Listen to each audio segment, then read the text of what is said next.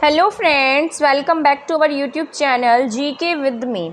तो आज की क्लास में हम पढ़ेंगे मॉडर्न हिस्ट्री की थर्ड क्लास, जिसमें मैं आपको पढ़ाऊंगी कांग्रेस की स्थापना के बारे में कि कैसे कांग्रेस की स्थापना हुई और किस तरीके से आपके यहाँ पर 1 सेकेंड हम कलर चूज़ कर लेते हैं।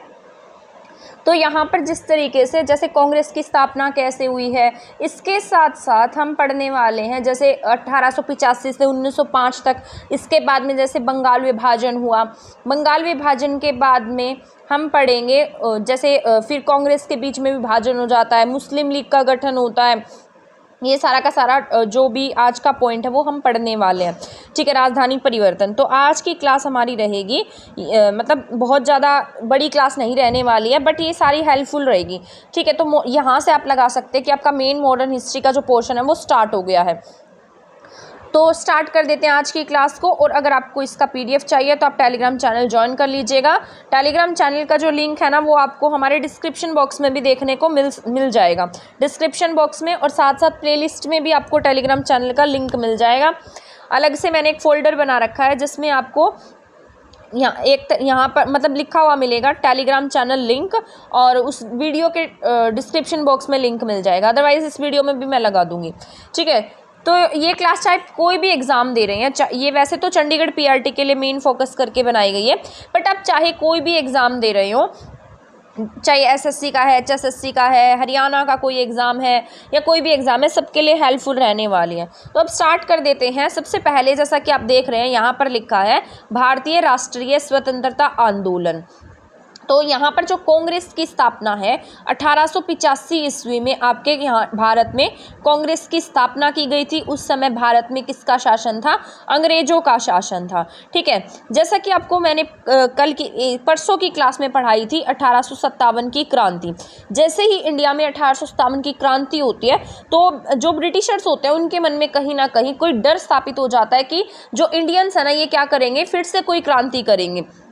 तो अगर ये फिर से कोई क्रांति करते हैं और हमें इनके बारे में कुछ पता नहीं लगता है तो हमें ये देश छोड़कर हमेशा के लिए यहाँ से जाना पड़ सकता है। तो ये एक तरीके से आप कह सकते हैं कि अंग्रेजों के दिमाग की उपज भी थी, तो उन्होंने तभी इसमें योगदान दिया था।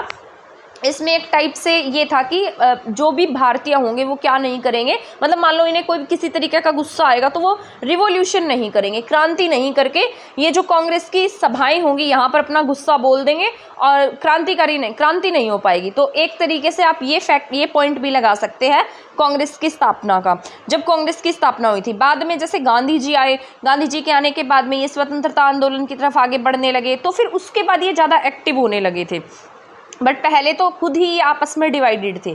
तो यहाँ पर 1885 में आपके भारत में कांग्रेस की स्थापना होती है, भारतीय राष्ट्रीय कांग्रेस की स्थापना होती है 1885 में।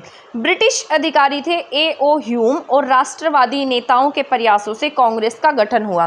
तो यहाँ पर किसके प्रयासों से गठन हुआ? A.O. ह्यूम के प्रयासों से, और साथ साथ इसमें जो राष्ट्रवादी नेता थे जो देश के लिए कुछ करना चाहते थे, उन्होंने मिलकर किसकी स्थापना की है? कांग्रेस का गठन किया है। तो भारतीय राष्ट्रीय कांग्रेस 1885 में। तो आपसे कांग्रेस की स्थापना भी पूछी जा सकती है कब हुई है, तो 1885 में कांग्रेस का गठन हुआ है। पहले जो ये कांग्रेस थी इसका नाम भारतीय राष्ट्रीय कांग्रेस नहीं था। जब पहले इसका गठन किया गया था तब इसका नेम इंडियन नेशनल यूनियन था।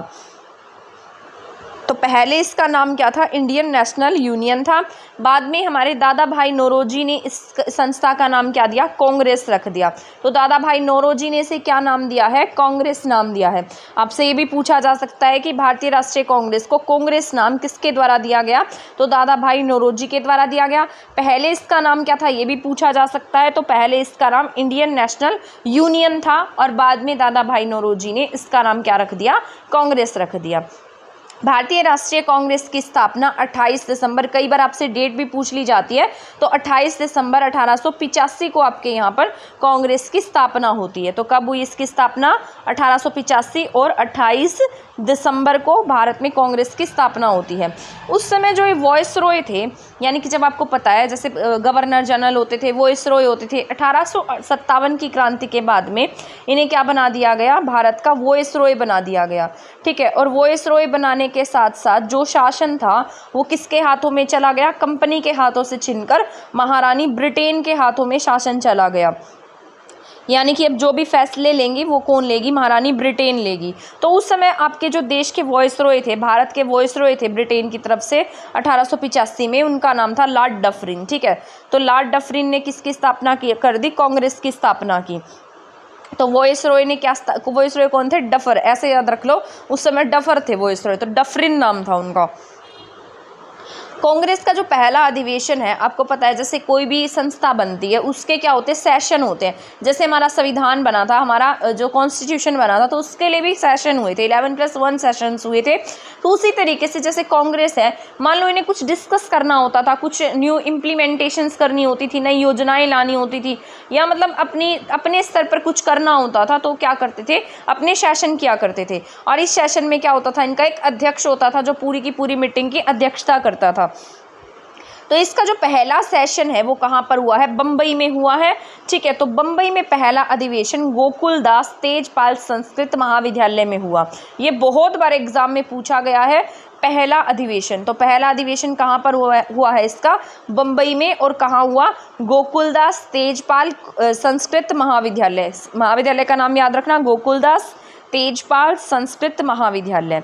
लेकिन इससे पहले ना जो ये स्थान पुणे नियोजित किया गया था कि कहाँ पर होगा, पुणे में कांग्रेस का पहला सेशन होगा। लेकिन पुणे में हैजा या फिर आप कह सकते हैं प्लेग फैल गया था, तो ये 2 बीमारियां फैलने का कारण था कि इसे कहाँ पर ट्रांसफ़र करना पड़ा, बम्बई में ट्रांसफ़र करना पड़ा। तो पहला सेशन अगर आपसे पूछा जाता है तो आप क्या टिक कर देंगे, बम्बई टिक करेंगे। और बम्बई के साथ साथ अगर आपसे पूछा जाए कि पहले कौन सा स्थान था, तो आप क्या टिक करेंगे, पुणे टिक कर देंगे। ठीक है, और ये कौन से कॉलेज में हुआ है, गोकुलदास तेजपाल संस्कृत महाविद्यालय में, कहाँ, बम्बई में। और इसकी तारीख पूछी जाए तो 28 दिसंबर 1885। तो ये बात आपको याद रखनी है। इसके बाद परंतु वहाँ हैजा फैल गया और इसके लिए जो पुणे है, जो पूर्व नियोजित स्थान पुणे था, उसको चेंज करके क्या कर दिया गया, बम्बई कर दिया गया। इस अधिवेशन में टोटल 72 सदस्यों ने हिस्सा लिया था। पहला जो सेशन था, फर्स्ट सेशन था, उसमें कितने मेंबर्स आए थे, 72 मेंबर्स आए थे। और अगर आपसे इसका अध्यक्ष पूछा जाता है कि जो इसका पहला अध्यक्ष था वो कौन थे, व्योमेश चंद्र बैनर्जी थे या WC बैनर्जी थे। लेकिन इसको बनाने में जो योगदान है वो किसका रहा था, A.O. ह्यूम का रहा था। ठीक है, महासचिव कौन थे उसके, A.O. ह्यूम थे। लेकिन अगर पहले अध्यक्ष की बात की जाती है तो कौन है वो, WC बैनर्जी हैं। ठीक है, इसके बाद है 1885 से 1905 में कांग्रेस में उदारवादी नेताओं का दबदबा रहा। ठीक है, लेकिन आगे गर्मपंथी नेताओं की प्रमुखता प्राप्त की। मतलब 1885 से लेकर 1905 तक जो ये उदारवादी नेता थे, ये अपने तरीके से बात रखते थे और एक तरीके से कह सकते कि ये शांतिपूर्ण अपना काम करवाना चाहते थे। मतलब एक तरीके से ये कागज वगैरह ले जाकर रिटर्न फॉर्म में इन्हें दे देते अंग्रेजों को, और एक मतलब ये सोचते थे कि अब जैसे हम ये रिटर्न देंगे तो हमारा कहना मान लेंगे। तो ये 1885 से 1905 तक उदारवादी नेताओं का क्या रहा, यहाँ पर दबदबा रहा। लेकिन आगे गर्मपंथी नेताओं की प्रमुखता प्राप्त की। 1905 के बाद में ये कौन एक्टिव होने लगे, गर्मपंथी नेता एक्टिव होने लगे। जैसे नरम दल वाले, गरम दल वाले, तो इन्हें हम गरम दल नेता कह सकते हैं और उदारवादी हम नरम दल नेता कह सकते हैं। अगर आपको याद हो तो ये नरम दल, गरम दल हम 8th 10th की क्लासेस में पढ़ा करते थे। तो उदारवादी नेता जो थे, अभी मैंने आपको बताया, संवैधानिक तरीके से भारत में सुधारों की मांग कर रहे थे। यही संवैधानिक तरीके यही होते हैं रिटर्न फॉर्म में, यानी कि वो लिख कर जाएंगे और उनकी बात मान ली जाएगी, शर्तें लिखेंगे और उनकी बात मानी जाएगी। लेकिन गर्मपंथी नेता स्वराज्य की मांग कर रहे थे। जो गर्मपंथी नेता थे वो क्या कहते थे कि हमारा देश है और हम अपनी तरीके से इनकी बात मनवाएंगे। और ये क्या चाहते थे कि हम रिटर्न फॉर्म में देंगे और मतलब हमारी भी इनमें जैसे जो विधानसभा है, जो भी मतलब एक तरीके से पॉलिटिक्स है, उनमें क्या करेंगे, अपना योगदान देंगे। ठीक है, तो इसके बाद है उदारवादी नेता। उदारवादी नेताओं में कौन कौन से नेता आते थे, दादा भाई नौरोजी थे। ठीक है, जिन्होंने कांग्रेस को कांग्रेस नाम दिया था। इसके बाद है सुरेंद्र नाथ बैनर्जी थे, साथ साथ फिरोज शाह मेहता थे, गोविंद रानाडे थे और GK गोखले थे। तो ये सभी क्या रहे हैं, उदारवादी नेता रहे हैं। ठीक है, इसके बाद में हम पढ़ेंगे गर्मपंथी। ठीक है, तो उदारवादी नेताओं में दादा भाई नौरोजी, सुरेंद्रनाथ बैनर्जी, फिरोज शाह मेहता, गोविंद रानाडे और जीके गोखले थे।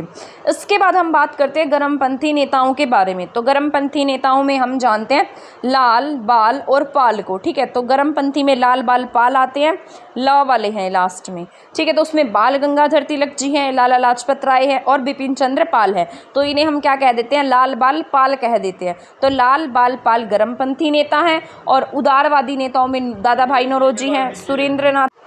इसके बाद 1905 में बंगाल में जारी राष्ट्रीय चेतना को समाप्त करने के उद्देश्य से लॉर्ड कर्जन ने क्या कर दिया, बंगाल विभाजन की घोषणा कर दी। क्योंकि उस समय तक 1905 तक हमारा जो देश था उसमें बहुत एकता थी और जो देश के लोग थे वो स्वराज्य की मांग करने लगे थे, एक तरीके से आज़ादी की जो लड़ाई थी उसकी तरफ आगे की तरफ अग्रसर होने लगे थे। तो जब लॉर्ड कर्जन 1905 में देश का वॉइस रॉय था तब उसने एक चालाकी चली और देश का बंटवारा करने की कोशिश की। तो उसने इस तरीके से बंगाल का विभाजन कर दिया और ये विभाजन जनसंख्या के आधार पर किया गया था। बंगाल में एक इलाका ऐसा था जहाँ पर हिंदू आबादी ज़्यादा थी और मुस्लिम आबादी कम थी, और एक इलाका ऐसा था जहाँ मुस्लिम आबादी ज़्यादा थी और हिंदू आबादी कम थी। तो वहाँ पर इसने सीटों के आधार पर बंटवारा कर दिया और यही मतलब क्या था, बंगाल विभाजन था। और बंगाल विभाजन का लोगों ने भरपूर विरोध किया और उस दिन रक्षाबंधन दिवस भी मनाया। तो 1905 में बंगाल में जारी राष्ट्रीय चेतना को समाप्त करने के उद्देश्य से लॉर्ड कर्जन ने 20 जुलाई 1905 को क्या आएगा, 20 जुलाई 1905 को बंगाल विभाजन की क्या कर दी गई, घोषणा की गई, जो 16 अक्टूबर 1905 को प्रभावी हो गया। ये 16 अक्टूबर 1905 को जो बंगाल के लोग थे उन्होंने क्या मनाया, शोक दिवस मनाया, क्योंकि उस दिन इन्होंने क्या कर दिया था, बंगाल का विभाजन किया था। और आपसी एकता को दिखाने के लिए हिंदू मुस्लिम ने आपसी एकता को दिखाने के लिए आपस में एक दूसरे की कलाइयों पर क्या बांधी थी, राखी बांधी थी। मतलब दोनों ने आपस में मिलकर क्या बनाया था, रक्षाबंधन दिवस मनाया था। तो हिंदू मुस्लिम एकता दिवस भी कह सकते हैं इसे हम। और 16 अक्टूबर 1905 को क्या हो गया, बंगाल का विभाजन हो गया और इसी दिन शोक दिवस और साथ साथ रक्षाबंधन दिवस के रूप में से मनाया गया। तो ये क्या थे मतलब, और किसके मतलब कब वॉइस रॉय थे, तो ये यहाँ पर लॉर्ड कर्जन जो थे इसके वॉइस रॉय थे। आंदोलन का प्रचार बम्बई, पंजाब, आंध्र प्रदेश और मद्रास में भी हुआ। 1905 के बाद अनेक समाचार पत्र क्रांतिकारी राष्ट्रवाद का समर्थन करने लगे, क्योंकि इन्होंने देश को बांटने का काम किया। और उस समय बहुत सारे ऐसे समाचार पत्र आगे आए जो क्रांतिकारी विचारधारा के थे, जैसे संध्या, युगांतर। तो ये राष्ट्रवादी भावना के लिए लोगों को प्रेरित करने का काम करने लगे। इसके बाद अप्रैल 1908 में, ये मतलब यहाँ पर बस अलग से पॉइंट ऐड कर दिया मैंने, 1908 में खुदीराम बोस और प्रफुल्ल चाकी द्वारा मुजफ्फरपुर के जज किंग्सफोर्ड को मारने की क्या कर दी गई, यहाँ पर घोषणा मतलब कोशिश की गई। इन्होंने क्या कोशिश की, किंग्सफोर्ड को मारने की कोशिश की। उस समय बंगाल में 8 करोड़ की आबादी थी और इस 8 करोड़ की आबादी को उन्होंने जनसंख्या को हिंदू मुस्लिम जनसंख्या के आधार पर बांट दिया और यही क्या था, आपका बंगाल विभाजन था, ठीक है। और इन्होंने क्या मनाया था, रक्षाबंधन दिवस भी मनाया था। तो ये भी आपको याद रख लेना है, क्या मनाया, 16 अक्टूबर 1905 को रक्षाबंधन दिवस मनाया है, ठीक है। इसके बाद में जो नेक्स्ट है वो मुस्लिम लीग है, ठीक है। इसके बाद यहाँ पर अब हम पढ़ने वाले हैं मुस्लिम लीग के बारे में कि मुस्लिम लीग का गठन किस तरीके से हुआ था। तो मुस्लिम लीग जो है 1906 में, 1905 में आपको पता है बंगाल का विभाजन हो गया। तो 1905 में बंगाल विभाजन के बाद 1906 में मुस्लिम लीग का गठन होता है और 1906 में सलीमुल्लाह खान और आगा खान के नेतृत्व में ढाका में मुस्लिम लीग की क्या होती है, स्थापना होती है। तो ये भी पूछा जा सकता है आपसे, किसने इसका गठन किया था। तो सलीमुल्लाह खान थे और आगा खान थे, ठीक है। और इसका गठन कहाँ पर होता है, ढाका में होता है और इसे क्या कहते हैं, मुस्लिम लीग कहते हैं। तो मुस्लिम लीग की स्थापना कब होगी, 1906 में होगी। इनका भी एक ही उद्देश्य था कि जो ब्रिटिश सरकार है उसके प्रति मुसलमानों के राजनीतिक अधिकारों की क्या करना, रक्षा करना। जैसे हमारे इंडिया में कांग्रेस की स्थापना हुई थी उसी तरीके से ये एक अलग लीग बनी जिसे क्या नाम दिया गया, मुस्लिम लीग नाम दिया गया। यहाँ पर मुस्लिम लोगों के अधिकारों की रक्षा करना था ब्रिटिश गवर्नमेंट से, और कांग्रेस का भी यही एक तरीके से यही उद्देश्य था कि देश की रक्षा करना। तो मुस्लिम लीग की जो गठन है वो किसने किया, आगा खान ने और साथ साथ यहाँ पर सलीमुल्लाह खान ने। लेकिन इसके पहले अध्यक्ष की बात की जाए तो मुस्लिम लीग के जो पहले अध्यक्ष हैं वो वकार उल मुल्क मुश्ताक हुसैन बने थे, ठीक है। तथा था नवाब सलीमुल्लाह खान इसके संस्थापक अध्यक्ष थे। संस्थापक अध्यक्ष यानी कि जिन्होंने इसकी स्थापना की थी, उस समय इसके अध्यक्ष नवाब सलीमुल्लाह खान स्थापना अध्यक्ष थे। और बाद में जो इसका सेशन होगा उसके प्रथम अध्यक्ष वकार उल मुल्क मुश्ताक हुसैन थे। तो याद रखना है, सलीमुल्लाह खान और आगा खान ने इसकी स्थापना 1906 में की है। इसके जो पहले अध्यक्ष हैं वो वकार उल मुल्क मुश्ताक हुसैन थे। नवाब सलीमुल्लाह खान इसके संस्थापक अध्यक्ष थे। जैसे वहाँ ए.ओ. ह्यूम और राष्ट्रवादी नेताओं ने उसे बनाने में योगदान दिया, लेकिन उसके पहले अध्यक्ष कांग्रेस के W.C. बनर्जी बने थे। उसी तरीके से इसे बनाने में सलीमुल्लाह खान ने योगदान दिया है, आगा खान ने योगदान दिया है, लेकिन इसके अध्यक्ष अगर पूछे जाते हैं तो वकार उल मुल्क मुश्ताक हुसैन थे। ठीक है, इसके बाद हम पढ़ते हैं कांग्रेस में विभाजन। तो अभी मैंने आपको बताया 1885 से लेकर 1905 के आसपास तक उदारवादी नेताओं का क्या रहा था, दबदबा रहा था। मतलब जितने भी अध्यक्ष बनते थे इन्हीं के लोग अध्यक्ष बनते थे। तो यहाँ पर अध्यक्ष को लेकर क्या हो गया, इनमें डिस्प्यूट क्रिएट हो गया, क्योंकि अब तक उदारवादी नेता क्या बनते आए थे, अध्यक्ष बनते आए थे, और वो अपनी बात ही मनवाते थे, हर तरीके से उन्हीं की चलती थी पार्टी में। तो यहाँ कांग्रेस में विभाजन हो गया 1907 में। 1907 ईस्वी में कांग्रेस का वार्षिक अधिवेशन सूरत में आयोजित किया गया। ये जो अधिवेशन था ना, ये नागपुर में आयोजित होना था, लेकिन इस अधिवेशन को कहाँ पर ट्रांसफ़र कर दिया गया, सूरत में ट्रांसफ़र कर दिया गया। 1907 की बात है जब कांग्रेस का वार्षिक अधिवेशन था। मतलब हर साल जो इनके अधिवेशन होते थे, सेशंस होते थे, वो कहाँ पर होना था, सूरत में होना था 1907 में। इसलिए हम इसे सूरत विभाजन भी कह देते हैं, क्योंकि सूरत में कांग्रेस का विभाजन तो नागपुर में होना था, लेकिन इसे कहाँ ट्रांसफ़र किया गया, सूरत में। नागपुर में ना जो तिलक थे, बाल गंगाधर तिलक, उनका बोलबाला था। ठीक है, लेकिन जो सूरत है वहाँ पर इनका, मतलब जो उदारवादी नेता हैं इनका बोलबाला था। तो यहाँ पर तिलक चाहते थे कि ये क्या बने, अब कांग्रेस के अध्यक्ष बने, लेकिन इन्होंने अपनी एक तरीके से, जो उदारवादी नेता थे, इन्होंने अपनी चाल चली और इसको कहाँ पर ट्रांसफ़र करा दिया, सूरत में ट्रांसफ़र करवा दिया, और तिलक को क्या नहीं बनने दिया, अध्यक्ष नहीं बनने दिया। इस अधिवेशन में उदारवादी और उग्रवादी कांग्रेस नेताओं के बीच मतभेद सामने आया, और ये जो मतभेद था वो किसको लेकर था, मतलब अध्यक्ष को लेकर था। इस अधिवेशन में उदारवादी और उग्रवादी कांग्रेसी नेताओं के बीच मतभेद सामने आया।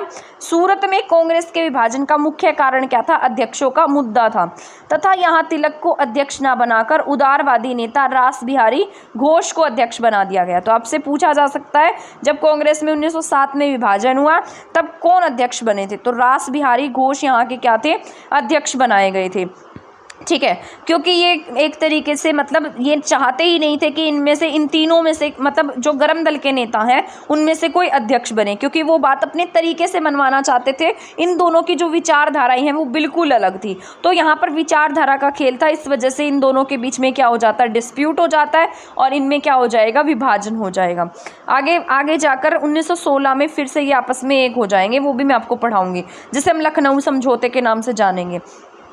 इसके बाद है राजधानी परिवर्तन। जैसे सीरीज़ में आपको पढ़ाती जा रही हूँ, 1900 मैंने सबसे पहले स्टार्ट किया था 1885 से। 1885 में कांग्रेस की स्थापना हुई, 1905 में बंगाल विभाजन हुआ, 1906 में यहाँ पर क्या होता है, कांग्रेस में विभाजन हो जाता है। इसके बाद 1906 में मुस्लिम लीग की स्थापना होती है, 1907 में यहाँ पर विभाजन हो जाएगा कांग्रेस में, और 1911 में आपके यहाँ क्या होगा, राजधानी परिवर्तन होगा। ठीक है, तो 1911 की बात है, यहाँ 1911 में राजधानी परिवर्तन होता है, और जॉर्ज पंचम और यहाँ पर क्वीन मैरी, तो जॉर्ज पंचम और क्वीन मैरी दोनों कहाँ आएंगे, ब्रिटेन से इंडिया आते हैं, और यहाँ पर इनका स्वागत किया जाता है, दिल्ली आगमन होता है इनका। तो उस समय जो अरावली की पहाड़ियाँ थी ना, वहाँ पर खुला मैदान पड़ा था, मतलब खुला इलाका था। तो इन्होंने क्या कहा कि जो बंगाल है, बंगाल विभाजन जो है उसे रद्द कर दिया जाए, और जो राजधानी है वो कहाँ से कहाँ ट्रांसफ़र कर दी जाए, राजधानी कलकत्ता से दिल्ली ट्रांसफ़र कर दी जाए। तो जो अरावली वाला इलाका था उन्होंने इसे क्या बना दिया, साफ़ करके बहुत सुंदर सा बना दिया, और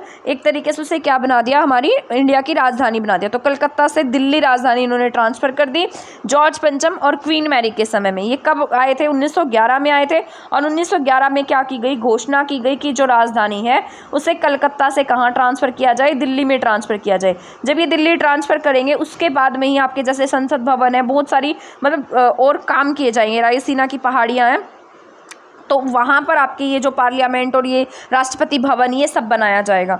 तो यहाँ पर इसके बाद अप्रैल 1912 को जो राजधानी है वो कहाँ बना दी गई, दिल्ली में बना दी गई। ठीक है, तो ये आपका आज का जो टॉपिक है ना वो कंप्लीट हो गया। आई होप आपको ये समझ में आ गया होगा। इसमें हमने जाना है कांग्रेस की स्थापना के बारे में, और कांग्रेस की स्थापना के साथ साथ मैंने आपको पढ़ाया है 1905 का बंगाल विभाजन जो इम्पोर्टेंट था।